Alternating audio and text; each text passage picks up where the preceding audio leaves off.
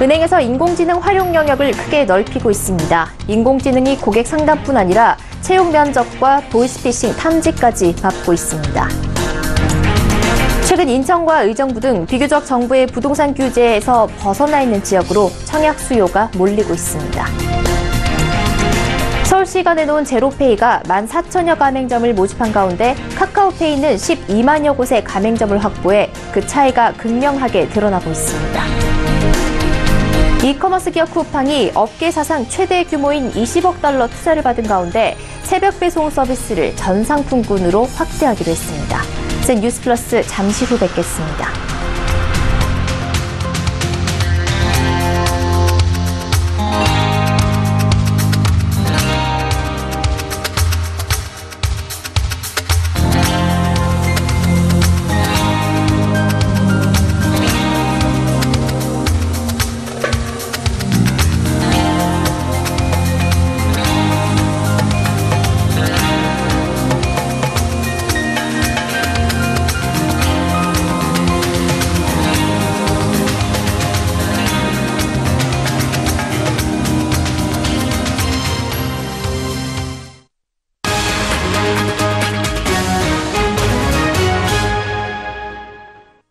시청자 여러분 안녕하십니까? 센 뉴스 플러스 양한나입니다.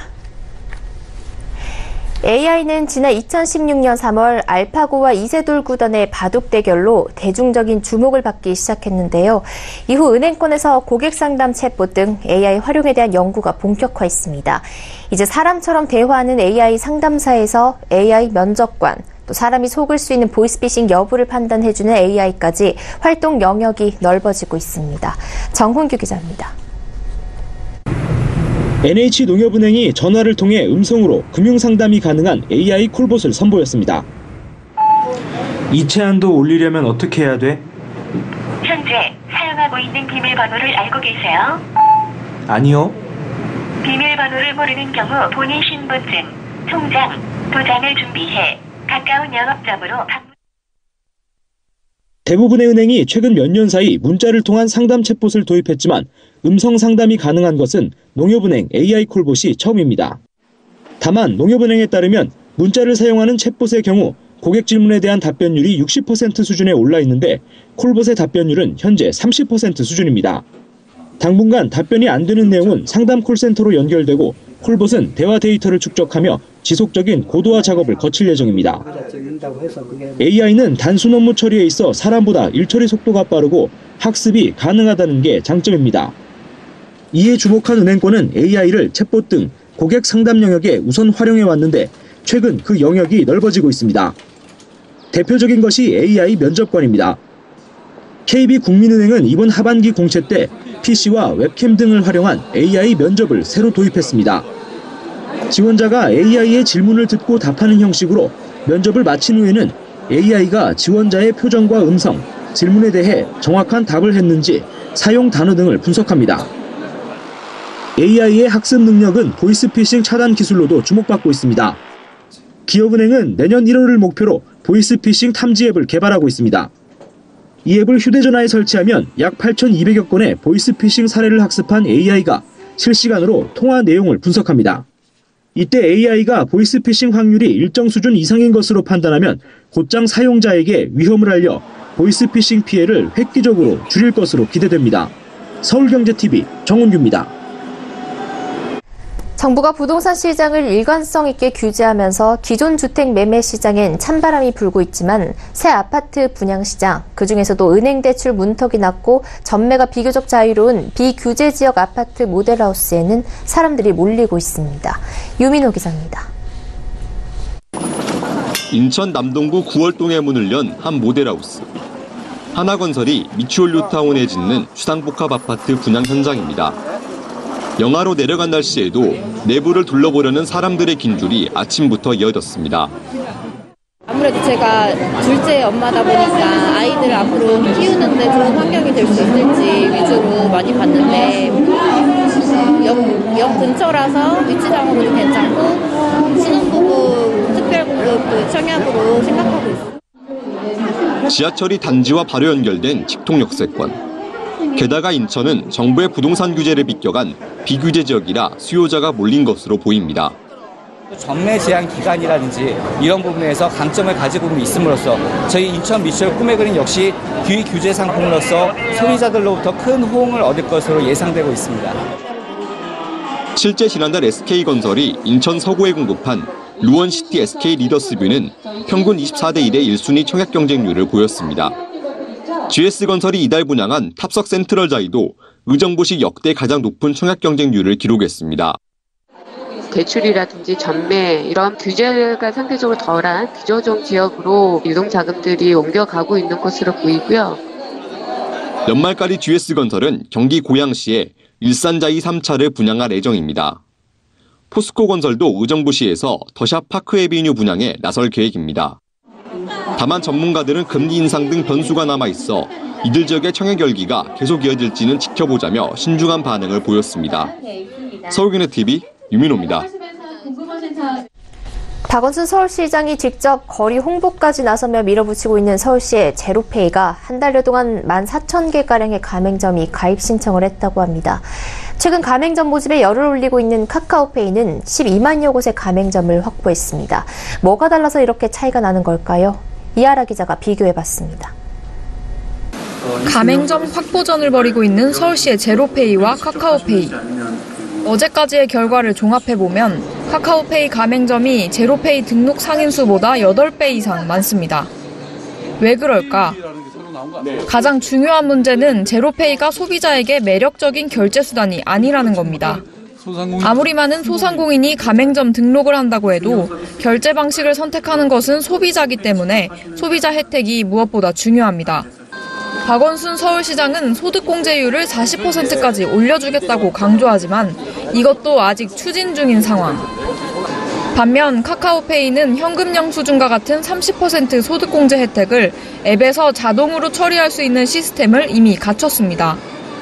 여기에 가맹점마다 다양한 이벤트 혜택을 주고 카카오톡 이모티콘을 제공하는 등 다양한 측면에서 소비자 혜택이 있습니다. 매출액 관계없이 수수료 부과율이 0%인 카카오페이와 달리 제로페이는 매출액 구간마다 수수료율이 다릅니다. 간단히 말하면 매출액이 8억 원 초과인 경우 수수료율이 제로가 아닙니다. 활용도도 떨어집니다. 카카오페이는 매장 결제 외에도 모바일 송금이나 온라인 결제가 가능한 시스템입니다. 소비자 입장에서 보면 이미 쓰고 있는 카카오톡 앱 안에서 다양한 방식의 결제가 가능한 겁니다. 서울시의 제로페이 활용도는 단 하나, 매장 결제만 가능합니다. 획기적인 혜택도 없는 데다 결제는 매장에서만 가능한데 그나마도 몇 안 되는 매장에서만 쓸 수 있는 제로페이. 박 시장과 서울시는 소상공인의 가입을 독려할 게 아니라 소비자 유인책부터 고민해봐야 하는 게 아닐까요? 서울경제TV 이하라입니다.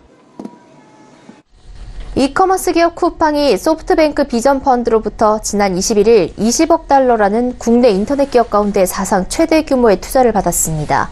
대부분 적자에서 벗어나지 못하고 있는 게 전자상거래 업계의 상황이다 보니 업계선 투자금의 용처에 관심이 쏠렸습니다. 쿠팡 측은 현재 일부 상품군에만 서비스되고 있는 새벽 배송 서비스를 전 상품군으로 확대하는 걸 시작으로 각종 물류테크 혁신에 투자금을 사용할 계획이라고 했습니다. 고현정 기자입니다. 쿠팡이 신선식품 이외의 일반 상품에까지 새벽 배송 서비스를 확대하겠다고 밝혔습니다.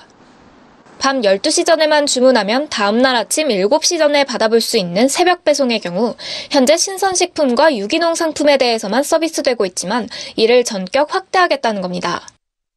이러한 서비스가 가능하기 위해선 AI와 빅데이터 기반의 물류 IT 기술이 뒷받침돼야 하는데 여기에 지난 21일 소프트뱅크 비전펀드로부터 투자받은 20억 달러, 즉 2조 2,500억 원 중 일부가 투입됩니다. 쿠팡이 현재 모습인 이커머스 기업을 넘어서는 종합 플랫폼 회사로 나아가겠다는 목표를 세운 만큼 투자금의 첫 용처도 물류테크 분야가 되는 겁니다. 소프트뱅크로부터 2015년 10억 달러의 투자금을 받은 뒤 3년 만에 추가 투자를 받게 된 것도 쿠팡이 자체 개발한 로켓 배송과 로켓페이 기술 혁신을 투자자 측에서 높게 샀기 때문인 것으로 전해졌습니다.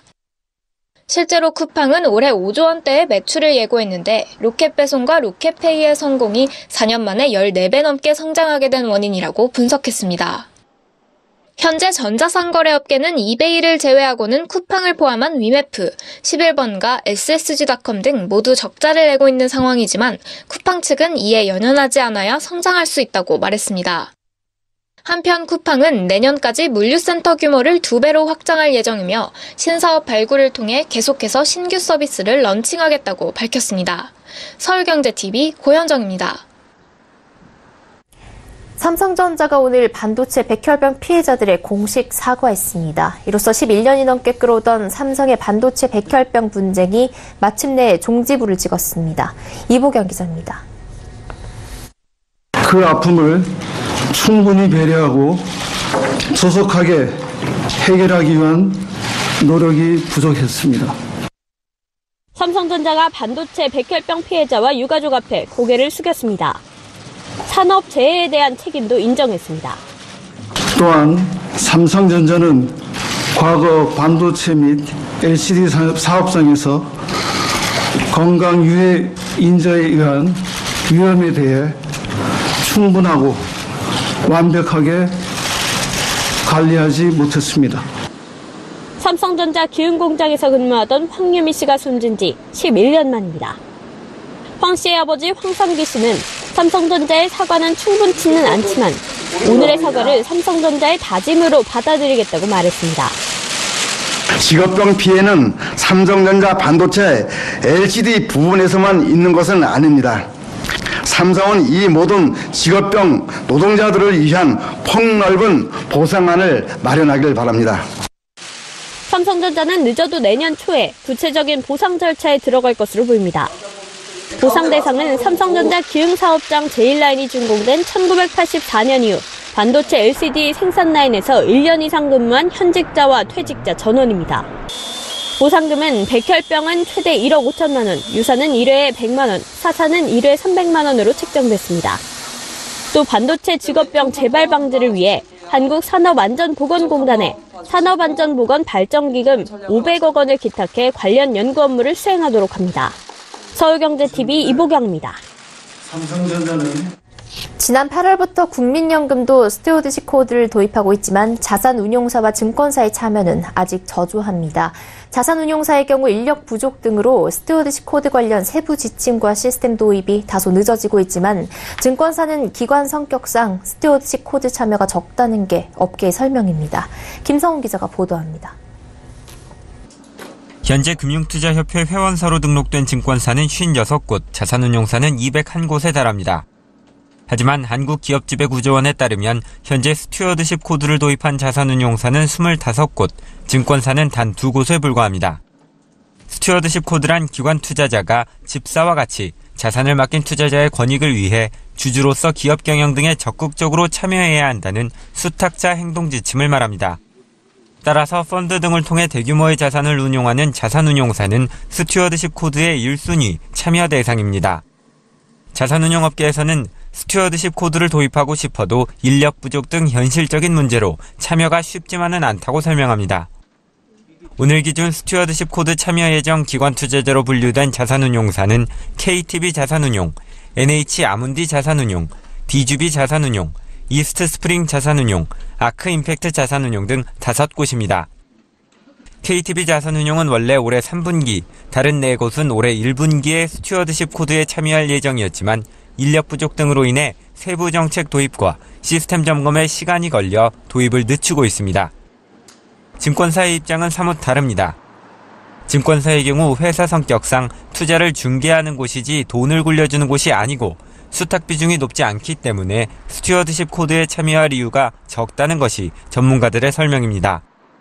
현재 스튜어드십 코드를 도입하고 있는 증권사는 KB증권과 IBK투자증권뿐이며 참여 예정 기관으로 등록된 코리아에셋투자증권은 도입을 보류하고 있습니다. 서울경제TV 김성훈입니다.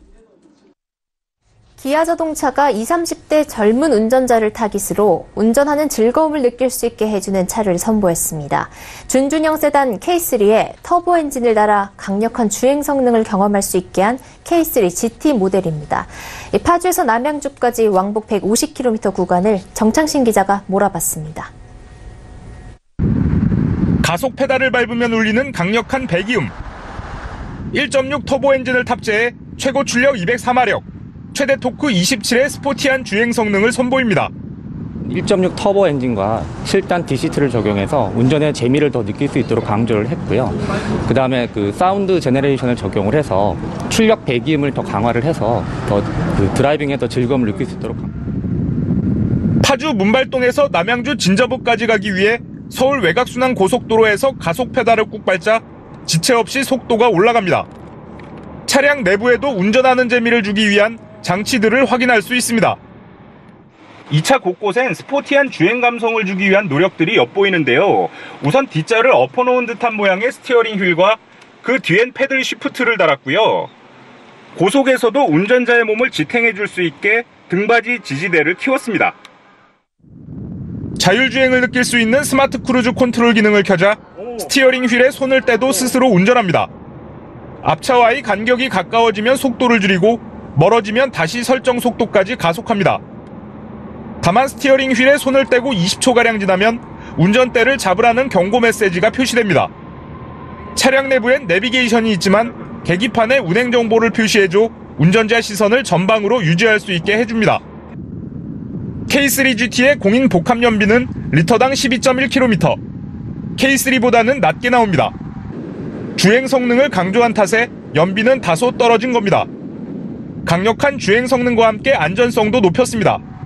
전방 충돌 방지 보조, 차로 이탈 방지 보조, 운전자 주의 경고 등 안전장치를 기본 적용했습니다. 서울경제TV 정창신입니다. 올해 해외 주식형 펀드 가운데 브라질과 미국 그리고 러시아 펀드의 평균 수익률만 플러스 상태로 나타났습니다. 오늘 펀드 평가사 제로인이 운용순자산 10억 원, 운용기간 2주 이상인 해외 주식형 펀드의 연초 이후 수익률을 집계한 결과 올해 대부분 해외 주식형 펀드가 고전을 면치 못했습니다. 브라질 펀드의 수익률은 평균 6.49%에 달했습니다. 북미와 러시아 펀드도 수익을 올렸습니다. 그러나 나머지 해외 주식형 펀드는 모두 평균 수익률이 마이너스로 나타났습니다. 특히 중국 펀드의 평균 수익률은 마이너스 20.03%였고 아시아 신흥국과 독일 펀드도 대규모 평가손을 냈습니다. 미국의 금리 인상과 미중 무역 갈등의 여파로 불확실성이 커지면서 신흥국 시장을 중심으로 증시가 부진한 영향입니다. 금융투자업계에선 신흥국을 중심으로 한 글로벌 증시의 지지부진한 흐름이 당분간 더 이어질 것이란 전망이 우세합니다. 카드사 노동자들과 상인단체가 대형 가맹점의 수수료는 올리고 중소형 가맹점은 내리는 방안을 정부에 요구하기로 했습니다. 카드사 노조와 중소상인단체는 오늘 이런 내용의 카드 수수료 정책 공동 요구를 위한 합의문에 서명했습니다. 양 단체는 우선 대형 가맹점의 수수료를 인상하면서 하한선을 법제화하고 중소형 자영업자의 수수료는 인하할 것을 정부와 여당에 요구합니다. 카드사 노조가 제시한 차등 수수료안을 상인단체가 수용한 겁니다. 카드사 노조는 현재 연매출 5억 원 이상인 일반 가맹점 기준을 세분화해 대형과 중형으로 분류하고 수수료를 차등적으로 부과할 것을 주장해왔습니다. 양 단체는 또 세원 확보와 세수 확대를 통해 신용카드 매출세액 공제 구간을 확대하고 세액 공제 한도를 증액할 것을 요구했습니다. 현재 금융위원회가 추진 중인 카드 수수료 인하 방안을 재검토하고 앞으로 신용카드 가맹점 수수료율을 결정할 때 카드사 노조와 상인단체 등 카드산업 이해 당사자가 참여하는 협의체를 구성해 줄 것도 촉구했습니다. 롯데 홈쇼핑이 오는 2025년까지 글로벌 미디어 커머스 기업이 되겠다는 계획을 밝혔습니다. 롯데 홈쇼핑은 어제 롯데 홈쇼핑 비전 2025 선포식을 열고 홈쇼핑 영역을 뛰어넘는 크리에이터로 진화하겠다는 비전을 발표했다고 오늘 밝혔습니다. 이를 위해 우선 2022년까지 VR과 AR 기술을 고도화하고 쇼핑과 엔터테인먼트를 결합한 자체 콘텐츠를 개발해 미디어 커머스 기업으로 진화하겠다는 계획입니다. 여기에 글로벌 콘텐츠 플랫폼과 적극 협업해 2025년엔 국내 1위 사업자를 넘어 글로벌 미디어 커머스 기업이 되겠다는 계획입니다. 이완신 롯데홈쇼핑 대표는 변화하는 시장 환경 및 고객 니즈에 부합하는 변화와 혁신이 필요한 시점이라며 제로 베이스에서 시작한다는 각오로 임할 것이라고 덧붙였습니다. 작년에 결혼한 다문화 부부 중 외국인 아내의 출신국은 베트남이 가장 많았습니다. 2년째 중국을 앞선 결과입니다. 통계청이 오늘 발표한 2017년 다문화 인구 동태 통계에 따르면 작년 국내 신고된 다문화 결혼은 21,917건으로 1년 전보다 1% 증가했습니다. 6년 연속 감소하던 다문화 결혼은 한류 열풍에 따라 베트남과 태국 국제 결혼의 증가로 소폭 반등하며 전체 혼인 중 8.3%를 차지했습니다. 작년 한국인 간 결혼이 24만 2,538건으로 전년보다 6.7% 감소한 점을 고려하면 눈에 띄는 수치입니다. 다문화 결혼을 유형별로 보면 아내가 외국인이 65%로 가장 많았고 남편이 외국인, 어느 한쪽이 귀하자 순이었습니다. 외국 출신 아내의 국적은 베트남이 27.7%로 가장 많았고 중국, 태국 순이었습니다. 태국 출신 아내는 비중 자체가 높지 않았지만 전년보다 1.4%포인트 늘며 증가세가 도드라졌습니다. 외국인 남편 국적은 중국이 10.2%로 가장 많았고 미국, 베트남 순이었습니다. 최태원 SK그룹 회장이 오늘 친족들에게 SK 주식 329만 주를 증여했습니다. 동생 최기현 SK행복나눔재단 이사장도 SK 주식 13만 3,332주를 친족들에게 증여했습니다. 미국이 현지 시간 20일 추수감사절을 시작으로 연말 쇼핑 시즌에 들어갔습니다. 미국 온 오프라인 유통업체들은 일제히 연중 최대폭 세일에 들어갑니다. 국회 예산결산특별위원회가 오늘 오전 예산안 조정소위원회를 파행했습니다. 전날 논란이 됐던 내년도 정부 예산안의 4조 원 세입 결손 문제를 둘러싸고 여야가 대치한 탓으로 보입니다. 공정거래위원회가 해외 호텔 예약 사이트인 아고다와 부킹닷컴에 부당한 환불 불가 규정을 시정하라는 명령을 내린 데 대해 아고다가 소비자 선택권이 제한될 것이라며 반발하고 나섰습니다.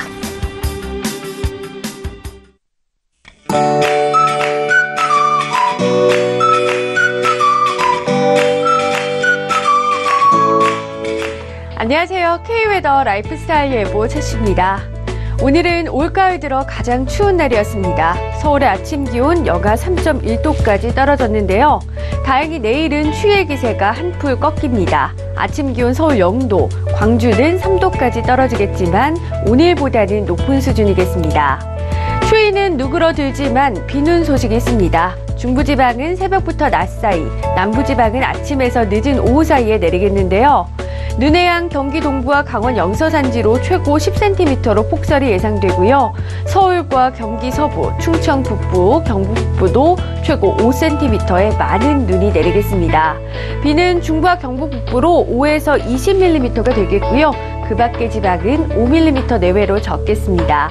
늦은 오후에 기압골의 영향에서 벗어난 뒤에는 주말 나들이 하기 좋겠습니다.